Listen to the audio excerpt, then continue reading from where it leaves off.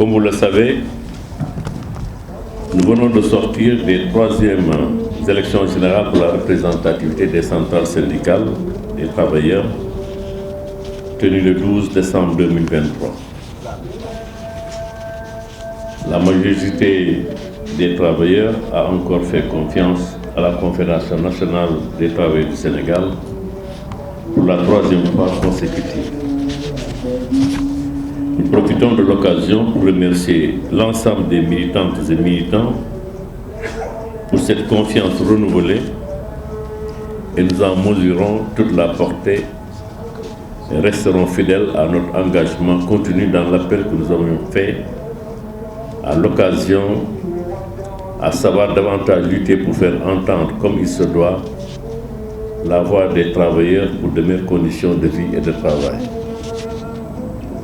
C'est cela notre raison d'être et nous ne la compromettrons jamais, car nous avons pris la pleine mesure de la confiance que les travailleurs ont placée en la synthèse, qui est l'héritière de toutes les luttes qui ont jalonné l'histoire du mouvement syndical sénégalais. Nous maintiendrons ce cap en toute responsabilité, avec les autres centrales syndicales qui aspirent toutes à créer avec l'ensemble des partenaires sociaux de meilleures conditions de travail et de vie.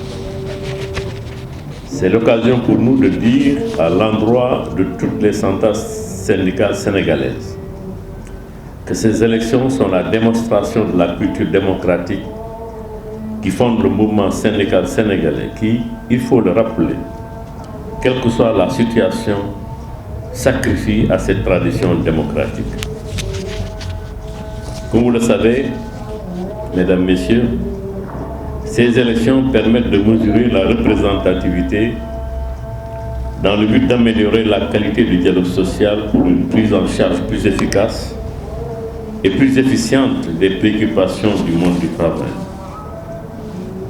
Mais notre conviction syndicale doit nous inviter à démontrer à la face du monde que les travailleurs, malgré leurs divergences, peuvent se réunir autour de l'essentiel, qui est et demeure la défense quotidienne des droits des travailleurs pour de meilleures conditions de vie et d'existence. En tout état de cause, la synthèse usera également de son expérience et de son expertise pour élaborer un mémorandum sur les principales préoccupations des travailleurs, mais aussi sur les voies et moyens d'améliorer sensiblement le pouvoir d'achat des travailleurs. Mesdames, Mesdemoiselles, Messieurs les journalistes, la situation au Sénégal est fortement marquée par l'actualité politique qui occulte les préoccupations des travailleurs et des populations, qui rencontrent des difficultés dans plusieurs secteurs d'activité. Nos autorités sont aujourd'hui seulement préoccupées par des élections. Et la faute d'interlocuteurs, les travailleurs sont obligés de manifester pour se faire entendre.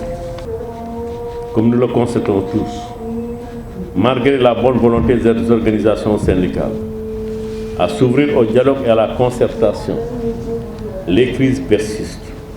Les engagements de l'État et des employeurs continuent dans le pacte national de stabilité et d'émergence économique ne sont pas respectés. Ce qui risque de remettre en cause la tradition de dialogue social que nous avons mis des années à construire. C'est la raison pour laquelle la Confédération nationale des travailleurs du Sénégal voudrait dire tout haut qu'elle n'acceptera pas que les revendications des travailleurs soient reléguées au second plan. Elle assumera ses responsabilités pour engager les batailles pour l'amélioration des conditions de vie et de travail, de l'amélioration de vie, de travail, des travailleurs et des populations, l'arrêt des violations des droits des travailleurs. Nous voudrions nous interpeller, Monsieur le Président de la République, Monsieur le Premier ministre et le gouvernement, pour la prise de mesures nécessaires pour mettre fin au calvaire des travailleurs en difficulté. Nous restons comme toujours ouverts au dialogue et à la concertation, mais nous n'acceptons pas que l'environnement politique soit utilisé comme prétexte pour ne pas trouver des solutions aux revendications des travailleurs. Dans tous les cas, Le bureau confrère de la CNT sera convoqué dans les prochains jours, suivi d'une rencontre avec les délégués du personnel pour élaborer un plan de lutte qui n'exclut pas le dépôt d'un préavis de grève générale.